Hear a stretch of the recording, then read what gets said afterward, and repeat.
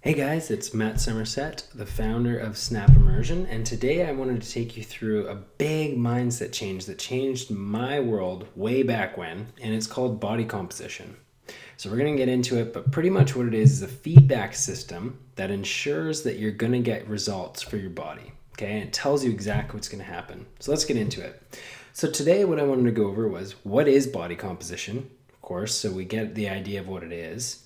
Why is body composition important? So what is it all for? Why the heck would I even do it? How do I measure it properly? What do the numbers mean? And how do I apply it? On top of that, I kind of know there's some questions that you're going to have because I had them. So I've added some bonus questions in is what body fat goal should I be aiming for? So kind of get an idea of what a good goal for you would be. How to find your ideal weight measurement based on the body fat percentage that you want. So how do I know how much I want to weigh? What should I weigh based on the body fat percentage that I want to be? And how to weigh yourself properly. So if I'm going to use a scale, whatever I'm going to use, how do I do it properly so that I use this right? So let's get right into it. So body composition is what makes up your entire body. So if you look at the picture here, at the top at the orange we have muscle, okay? Then we have yellow essential fats. Brown is non-essential fat, so that's the stuff that's on your body that you would like to make less on your body, of course. We've got bone composition and we got other, which is organs, tendons, water, all that kind of stuff. So as a whole, that is what your body composition is. So now when I'm talking about lean mass, so if I'm looking at this picture, it's actually the orange, the green, and the blue on this picture, okay? So organs, tendons, so the other category, bone and muscle tissue. And that lets us know if we're building muscle or that's kind of what we use it as, okay? Essential fat is the stuff that your body needs. It's the minimum amount that your body needs in order to survive and function properly and utilize vitamins, minerals, all that good stuff. Heal your body. On the other end of things is the non-essential fat. It's the stuff that we would love to have less of so we look better, all that kind of stuff. It's like the cosmetic. It's what makes you look cushiony. Okay? So why is it so important though? So the whole point of body composition is to give you a clear picture or an in-depth idea of what your body's doing. As you could see from that picture, if I could kind of plug them apart, I could start to understand what's actually going on with my body based on the exercise, nutrition, and all that other kind of stuff. It also gives me a clear picture of what is really happening to our body. So based on what I'm doing, what is my body really doing? What are the results that I'm getting? And it allows me to make changes if needed. Also, the whole point of it is to just stop focusing on the weight and really start making progress to what you really want, which is is an improved body composition, which is what I just showed you. And last but not least, I want to make sure my metabolism is boosted so that even if I fall back to old habits or I want to enjoy that donut, I'm not just going to throw on pounds and wonder what the heck I used to be able to get rid of that, or eat more food and wonder why months later I'm the same weight as when I started to diet or lose weight. Okay, that's called your metabolism. So let me show you a perfect example, and this is real life. She wanted to remain anonymous, but her age is 36 and she's 5'8", okay? And this is like a typical diet program. So before her weight loss attempt, she was at 187 pounds, and based on her height and that kind of thing, she wanted to be around 165, 160. She felt comfortable there. So her body fat percentage, when we weighed it out, was 35% body fat, which would be 65 pounds, okay, of body fat on her system, based on those two essential fat and non-essential fat. So 122 pounds was actually lean body mass. So that would be the other category, the bone category, and of course the orange, which would be muscle category. Okay. So after the weight loss attempt, so this is, while she was going through weight loss and really kicking butt based on the numbers, she got down to her exact number. She wanted to be 165. She got to 165, and I'm sure we can all relate. We all get a number and we're like pumped. But when we peek beneath the surface, she didn't do too bad, right? So she has 30% body fat, so she dropped 5%, which brought her down to 50 pounds of body fat. She was 115 pounds of lean body mass, so she lost a little bit, right? So in total, at the bottom there, you see 22 pounds of weight loss in total. 15 pounds of it came from fat loss, nice, and 7 pounds came from lean body mass. Okay, so that would be muscle we're assuming it was lost. Now, 8 weeks afterwards though, because she was kind of deterred. I mean, she was smaller, but she was still doughy, right? So she kind of fell off of her whole weight loss kick, stopped exercising, and 8 weeks afterwards, I followed up, and here I found that she was 186 pounds of total weight again, so just about right back where she was. One thing changed though. She was 39% body fat, so 73 pounds was now body fat, and only 113 pounds was lean body mass.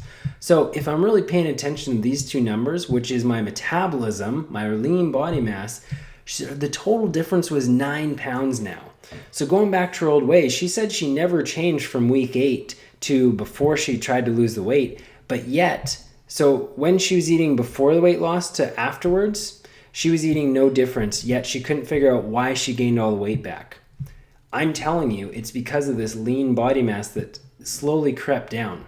And if she would have kept this cycle up, that lean body mass would have kept dropping lower and lower and lower if she didn't get a system, or at least figure it out herself so that she could find a system that would be able to be maintained.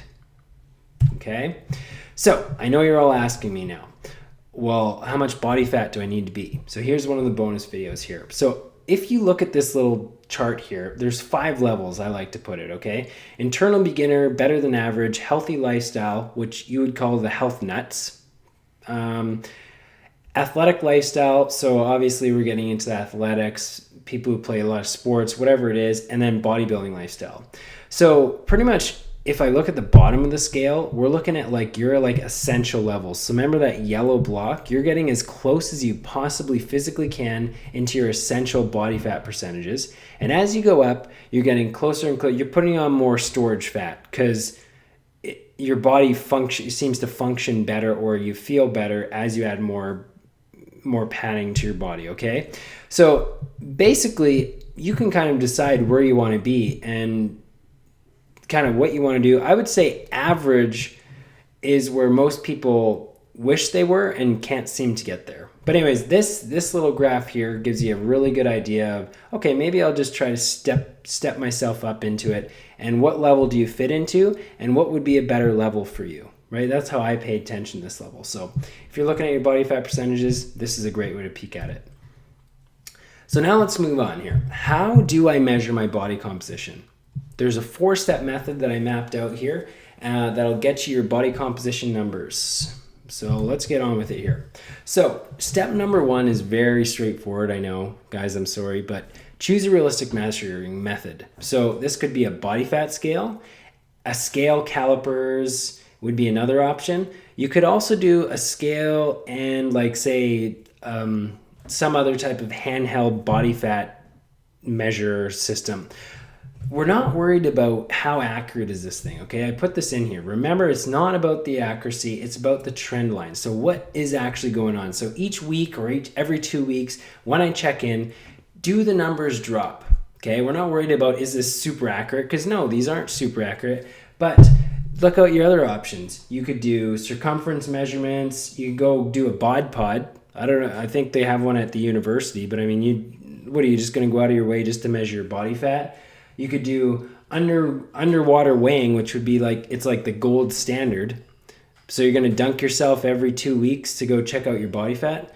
I don't think so. So let's pick a realistic measurement where I can do it in the comfort of my own home. You can even buy calipers where you only pinch just above your hip, one measurement, and they're good enough, man. You don't need this crazy stuff. So pick a realistic measurement. That's your number 1 goal. Okay. Step 2, let's find out our body fat in pounds. So now that I've got my weigh scale or something, I'll get my body fat. I'm going to find my total pounds in weight. I'm going to multiply it by the body fat percentage that the instrument shows me, and that's going to give me my body fat weight in pounds. Not rocket science, but let me give you an example. So somebody who's 200 pounds of weight, they're 35% body fat, they're going to have 70 pounds of body fat on their system. Okay, so let's roll over that number and into step 3. Let's find out what the lean body mass is. So this is going to be those, the bone, the other, and the muscle mass that we have. So again, you're going to take your total weight. So in our example, it's 200 pounds for somebody. We're going to subtract it by our body fat in pounds, which with a rollover was 70 pounds. And that's going to give us 130 pounds of lean body mass for this example person. Okay, so I know you're saying, okay, now how do I properly weigh myself? I know you told me. So here's the thing. When I'm weighing myself, here's what you got to pay attention to. The time of day that you measure yourself, what you're wearing, and number 3 is what day of the week am I measuring? So am I keeping the day of the week consistent? So, because what can end up happening is your hydration levels can fluctuate. There's all these variables. You just want to take them as many away as possible and just try to weigh yourself at the same time a week with the same amount of clothes. Okay? If you drink water in the morning or whenever you weigh yourself, drink water in the morning. Just get as close as possible. I like to do it first thing in the morning, not gonna lie. I wake up, go to the washroom, have a drink of water, and step on the scale. Once I do that, boom, I've got my numbers, go do whatever I want, okay? So, and what you're looking for is the trend line over time. So when I chart these numbers, what do they look like over time? So moving on. Now we're gonna plug in our numbers here. Okay, so for example here, my date of test was April 6th. I took it at 6 p.m. My body fat percentage was 35 pounds, like the example above. My total weight was 200 pounds, and my fat weight, of course, was 70 pounds. The lean body mass was 130. So now I've got a baseline that I'm working from. Now, let's say a week passes, and it's the following week. So it's April 13th, 2017. It's 6:15 p.m. So when I measured, I'm 34.2% body fat, so I've dropped some, nice. But my total weight is 201. My fat weight is 68.7. And my lean weight is 132.3. Okay, so this is a great example of total weight not always being the indicator of am I succeeding, okay? Because if you look at my body fat percentage, it's actually fallen. So let me show you kind of how this works now, because you'll see this area called weekly change over on the side in orange. Well, what we're going to do now is find out what these numbers mean. So now if you look at over here, you're going to take the bottom number, subtract it by the top number, and you're going to find out that my total weight actually increased a pound, and you're going to go, oh. But now let's move on to the rest of them. So you'll find out if I took the fat weight, my weight would actually have decreased 1.3 pounds. So that means I lost 1.3 pounds of body fat, and I gained 2.3 pounds of lean body mass. So I'm going to assume it's muscle. It could be water. It could be, but essentially what's happening is we're starting to see a trend line of what's happening. Okay? So I know what you're thinking. Right on, but what does this mean? How do I make adjustments? What the heck, Matt? I don't know this stuff. Well, guess what? There's only 8 possible outcomes that I can possibly come up with. I came up with the means, but guess what? I found a perfect book that just explains this superly, okay? So you can go through them, but pretty much if I'm not, so it goes from green to red. Green meaning I wouldn't even change it. The orange color, orangey color, would mean maybe consider a tweak. It could be maybe your measurement, there was something goofy with the measurement. And red would mean, well, I might look at what it means and look at the troubleshooting. And if you're not doing that, there's a good idea that maybe you should change something. If you should have been in the red and you're in the green, there's a good chance that your scale may be wrong. Okay? I know you're thinking, oh man, I just squeaked that Mickey D's. Well, I don't know. I would maybe double check on the scale. So anyways, there's only 8 outcomes. You can read them through, but the whole idea is you can now decipher what everything means based on what exactly happened, okay? So let me just show you my example really quick. So if you look over, there's my fat weight, my lean weight, right? And we know that my muscle rose and my body fat dropped, Okay, so now I look at what it actually means. Was I doing that? Yeah, I was. Okay, so there's a good chance that's exactly what happened. Just keep on going. Don't worry about it. If I was down in the red, it'd be the same thing. Peek over what it means. Look at the troubleshooting stuff. Am I doing that already? Then maybe it's an abnormality. Okay, so anyways, that's kind of how you look at this and how you kind of decide, okay, what should I be doing next? That is how you start to get results, because you start to see that what you do actually equals the results you want in your body. Okay, so I know what you're thinking. How do I get my ideal weight now? I know what my body fat I want to be. I just don't understand what my weight would actually be. So there's actually a formula for that. And basically, you're going to choose your body fat percentage. So based on that first bonus video, you're going to choose the body fat percentage you want to be. Next, you're going to enter the lean body mass that you would be based on that number. Now you're going to subtract your target body fat as a decimal from 1. Okay? And then just like the example shows. And then what you're going to do is just divide your lean body mass, so the LBM, divided by the number you got in step 3, and that'll give you the exact weight you should be based on the body fat percentage that you want to be, which is kind of cool. This assumes, of course, that you're going to keep the muscle mass that you have. Okay, it could change if you want to drop weight quickly. It could change because your lean body mass, but if you do a sensible resistance training program plus cardio and all that good stuff, you will see these numbers, or you will see it where this number that you see down there will actually be what you see for the weight you want to be. Okay, so next steps. How do you apply this process now? Let's just kind of sum this up. Number 1, get yourself the tools you need. So if you need a scale, you need calipers, whatever would be easiest for you. 2, follow the 4-step process. Just go back up, follow the 4-step process, write in your stuff, and just come up with your body composition. Get the chart, okay? Chart your composition and make sure you know when you're really serious about losing body fat that you're doing the right thing. Follow the diagnosis chart, this handy little weight guide, to decide on your next actions. What should you be doing? Should I just leave it? Should I wait one more week to decide? Or should I looking at my stuff, do I really got to kind of tighten up my foods or exercise more? Number 5, make adjustments based on the results. So don't go, I just want to speed this up. If you're losing body fat, if you're gaining muscle, I would just leave everything I'm doing until I see otherwise, okay? Sometimes you're going to see that you're not moving and you're going to be going, well, I'm doing all the right things.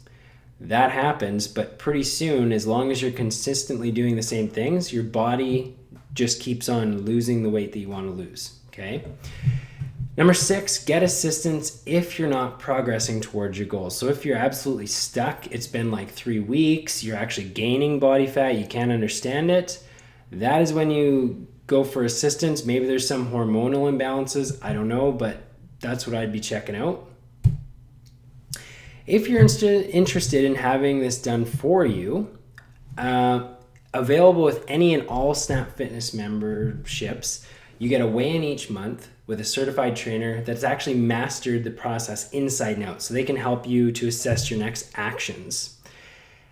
And it comes standard with all personal trainings each week. That way, the personal trainer, we can't hide behind results or behind just a weight loss number. We actually show you exactly what's happening with your results, and you get to see firsthand that you're actually making progress. All right, so that's it for today, guys. Hope you get some good information out of this. I know it's helped me tremendously. And leave some comments. If you have any comments, we'll be happy to help you out. Talk to you later.